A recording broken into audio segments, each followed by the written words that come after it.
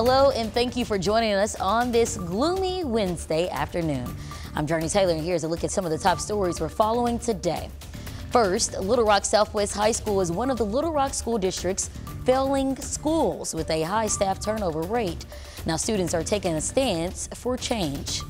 Plus, an Arkansas abortion amendment that would expand services across the state will move forward after approval from Attorney General Tim Griffin. And former President Trump comes out on top in New Hampshire. Now he wants his competition, Nikki Haley, out of the GOP presidential primary race. A range of stories to cover today, but first, of course, we have a look at weather. We are joined by meteorologist Scott Covert. Scott, this day has just been wet and gloomy. I have to ask you this. How long are these conditions expected to stick around? Well, I'm afraid the rest of the day is going to be gloomy. Now, we are looking at some rain on live radar in Arkansas right now. I do think we're going to get a break this afternoon into the first part of this evening before we see, I know, another round move in overnight. Here's what live radar shows us. We do find some really spotty showers in the metro. You've got some more widespread soaking rain in far southern Arkansas. These sprinkles moving through central Arkansas are just that, very scattered and likely just some light rain. Enough you'll need the windshield wipers if you're going to be out and about on your lunch hour. South Arkansas, much heavier rain near Hampton, and that's going to continue to be likely confined to South Arkansas. Some of that could move towards Monticello, McGee, Star City, and Dumas over the next couple of hours. Our fog has been an issue most of the morning. It's improving slowly but surely, but nonetheless, half-mile visibility still being reported in the metro. A little bit better in Hot Springs and Russellville, still though well below the typical 10-mile visibility you would expect. There's a stationary front right in the middle of the state. 55 right now in Little Rock. You can see to the south and east we're in the upper 50s, even some 60s out there. On the other side of the front in Hot Springs, Russellville, Clinton, Fort Smith, and Fayetteville, it's a little bit cooler down into the low 50s. We expect to top out close to 60 today. Fog, some additional rain showers, especially in South and East Arkansas. Overall, a pretty dreary day. There'll be another round move in overnight tonight through the morning commute tomorrow. We'll track the latest on that. We're going to look ahead to those warmer temperatures as well. We've also got another system moving our way this weekend. What it means for us, your weekend plans, and when you can expect some dry weather, all coming up in your 7-day forecast. All right, Scott, thank you. And new at noon, an overnight flash flood had impacted several counties at one point, resulting in a high water rescue. Last night, the Saline County Emergency Management posted over 25 roads were dealing with flash flooding, including Sardis Road, portions of Highway 5, and Zuber Road. Now, this is video from last night, and as you can see along Zuber Road, that water was moving swiftly over the road. Now, officials tell us as of now, everyone is fine, and the goal was mainly keeping cars off of the flooded areas. The Lonsdale Fire Department also posted to its Facebook saying it was dispatched to help Turtle Creek at I-30 on the North Service Road for a vehicle in the water with entrapment, where they managed to rescue one person trapped inside. And it isn't just Saline County impacted by flood water. It swamped parts of Malvern. Take a look at the new pictures shared by the Malvern School District. You can see the high waters covering roads, even causing a truck to run into a ditch.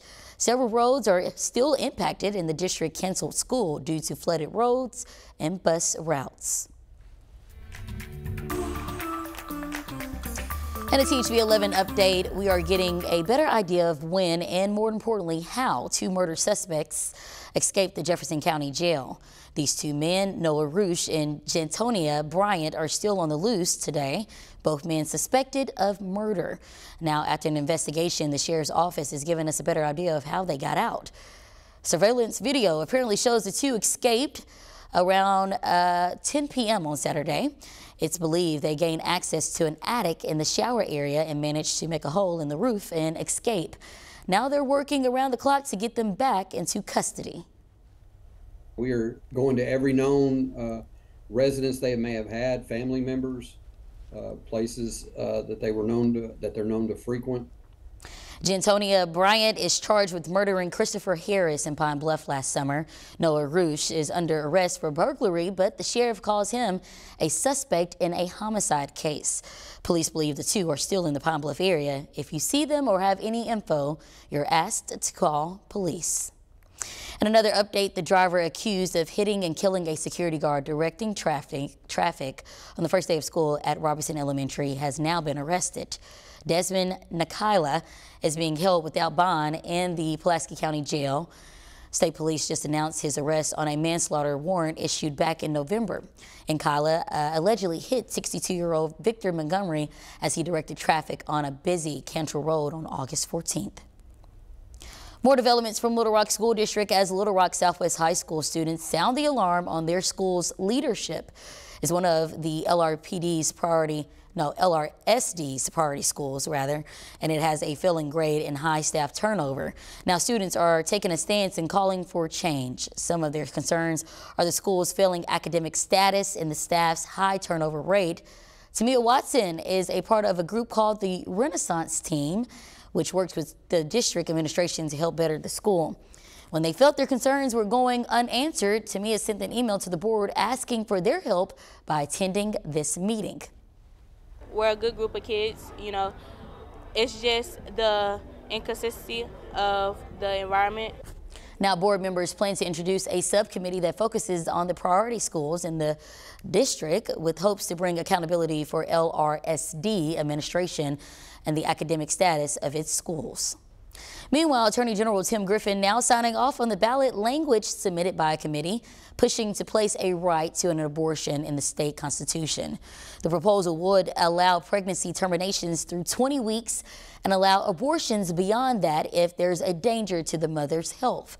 The group now has until July to gather more than 90,000 signatures to get on the November ballot.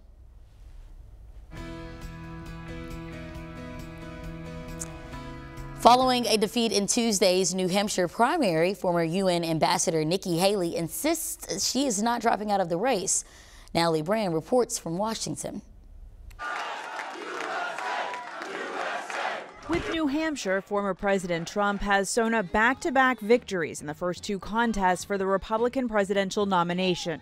We have to do what's good for our party. While addressing his supporters, he repeatedly attacked the last remaining GOP challenger, his former ambassador to the UN, Nikki Haley. She had a very bad night. CBS News exit polls showed Trump's success in New Hampshire was fueled by the strength of his base, with 80% of Trump voters describing their support as strong. This is important because it tells you the story that the Republican Party, defined by people who consider themselves as, in an identity way, are still so much behind him. Haley captured the anti-Trump vote in New Hampshire and independents. She's vowing to stay in the race. New Hampshire is first in the nation. It is not the last in the nation. She's planning to rally in her home state of South Carolina ahead of next month's primary there.